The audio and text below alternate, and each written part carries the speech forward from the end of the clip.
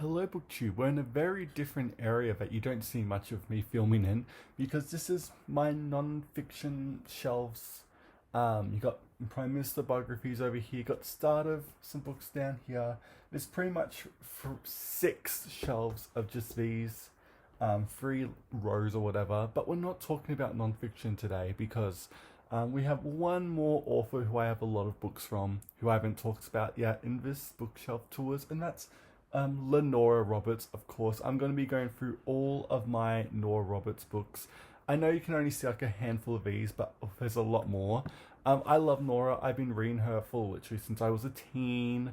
Who knows how long at this point? But let's start. I have a lot of Nora physically, but also I have an insane amount of her on ebooks too. But we're just going through the physical books today. So let's start. We'll start at the very bottom so you can't see it. The first one we have here is Chasing Fire, which I love. This is about a smoke jumper too, which is very cool. Nora has some incredible jobs she gives the people in her novels, which is you'll see as we go on. Next we have her debut, Irish Thoroughbred. Yeah. I am going to read the other two books in this series soon, probably next month, but I thought it was a fine category romance for its time. It is funny to think that Nora started off as kind of like a Mills and Boon author, but I don't have as much as that. But I do have a couple here. I've got some bind-ups of her early novels here. This is The Journey, and this is a bind-up of her novels Treasures Lost and Treasures Found, which I did enjoy, and Impulse too. So we got some early 80s category here. We got one of the big ones I haven't read from her yet, Honest Illusions. I'm saving this one. It's a big chunky thriller, so I can't wait to get to that. And then we have another bind up of two novels, Chasing Hope. This has Taming Natasha and Luring a Lady. So we'll see how we go with those. I haven't read those yet. Then we have one that I've reread twice now, and that's True Betrayals. Nora doing like a cattle ranch setting, which was really cool. The great thriller element to it, which I really enjoyed. Next, we have Montana Sky, which I haven't gotten to yet. I've heard a lot about it. I just haven't read it yet. So we got those. That's like the bottom shelf here. But if I move back a bit so I can grab the rest, we have Blue Smoke, which I've heard about but I haven't gotten to yet. We have them probably for the longest time was my favorite Nora book, and that was Tribute. Yeah, absolutely adore it. I am due for a reread, so I do want to reread it this year, but I love Tribute so much. And then we have another fan favorite, and I completely agree with it, and that is Black Hills, which I have here. Big trade paperbacks, which I love. I love how floppy they are. They're just incredible to read. So we got Black Hills, which is iconic. We then have probably, up there with Tribute as probably my favorite Nora Roberts, and that always was Whiskey Beach. Iconic thriller, standalone. What do you want me to say? It's Whiskey Beach. We love that one. Then we have some more thrillers over here. We have The Collector, which I haven't read yet. I like to keep a handful of Noras that I haven't read yet on the go, just in case. Then we have one of, again, a personal favorite, Shelter in Place here. Absolutely love this one.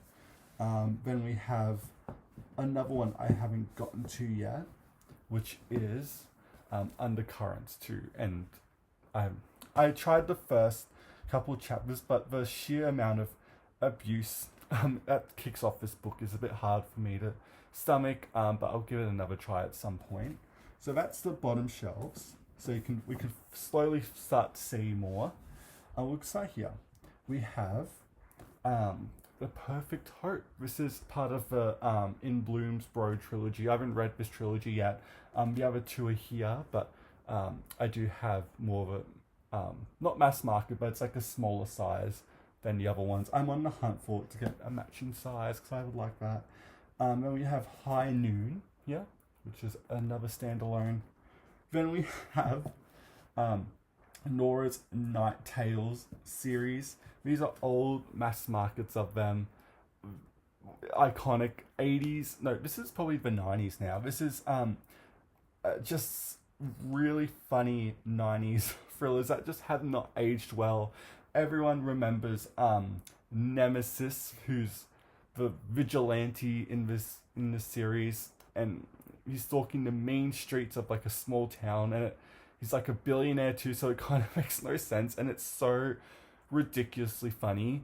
And if you can accept the corniness and also a lot of the tropes and just the way romance was written in terms of suspense romance of the 90s, you'll have an absolute blast with these books. But I have all of them in mass market here, and they have Night Shield, Night Moves, Night Shade, Night Smoke, Night Shift, and Night Shadow. So, 6 books in here. So I have that.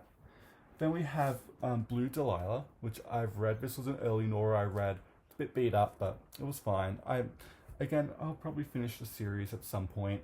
Then we have The Witness, probably one of the biggest Nora books I just haven't read yet. We have that. And then we have another copy of Shelter in Place. A bit more of like a smaller size. So we have that. And then we have one of her great thriller novels, and that is The Obsession. Oh my god, that's a fun one. So we have those. I'll quickly put these back.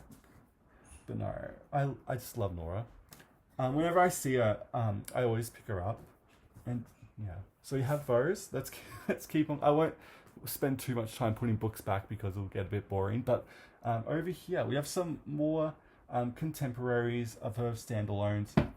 We have Nightwork here, which has got more of a heist scenario, kind of like Honest Illusions. I haven't read this one.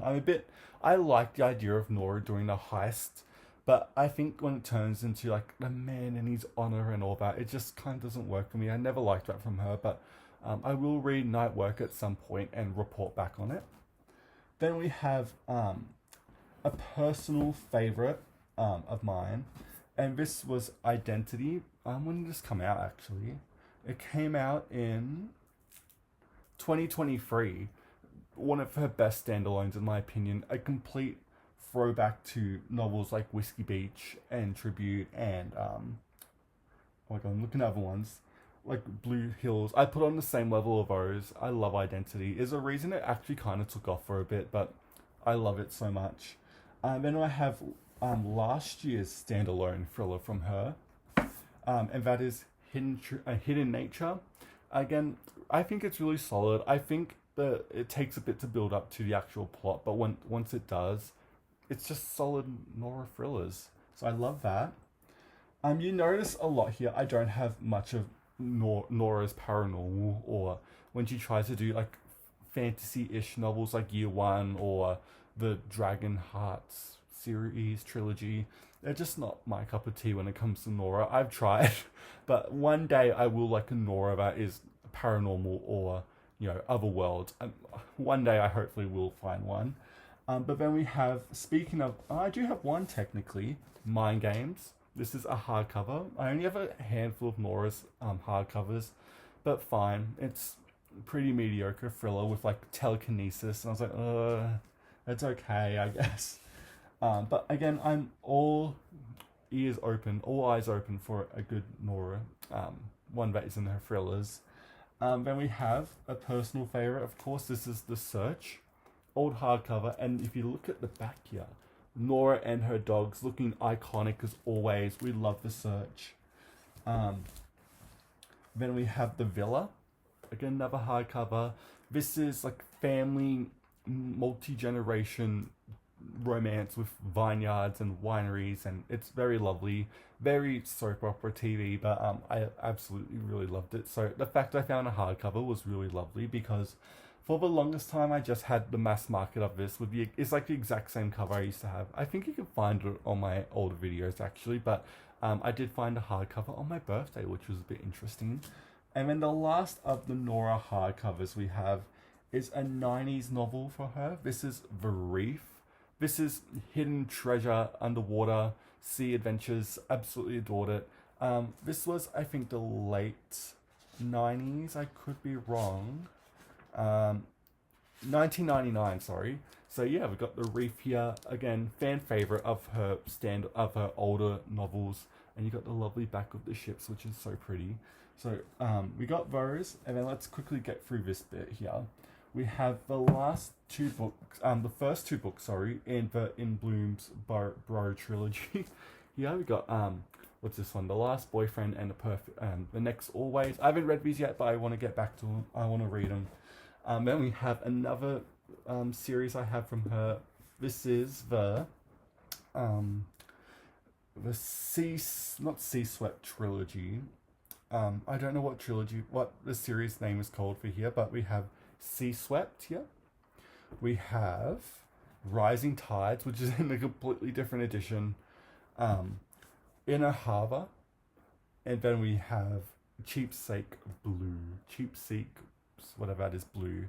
And the reason I don't know anything about these books, I just know they're set on like a coastal town, which I thought was like so romantic, and so we'll see how we go with them. Hopefully she doesn't like shoehorn like a paranormal element like she done with like the Three Sisters Island, that trilogy, because I liked those books, but when it got to like the background of the witches and stuff like that, because the island's haunted, I was like, oh Nora, I'm not sure about this.